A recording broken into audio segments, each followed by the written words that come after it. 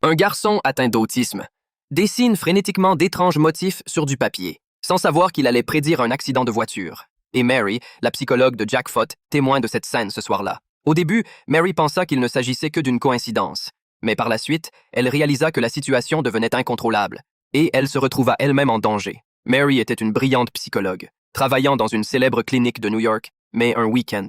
Alors qu'elle était partie en voyage avec son mari, ils eurent un accident de voiture.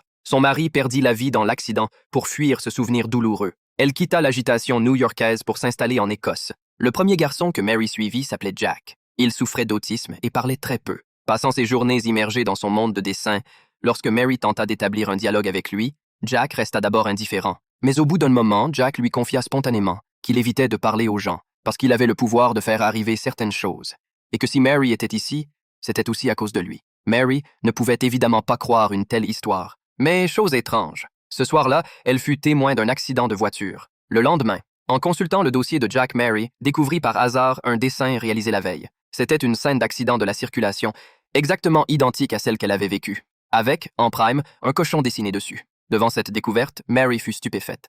Se pourrait-il que Jack ait réellement le pouvoir de prédire l'avenir?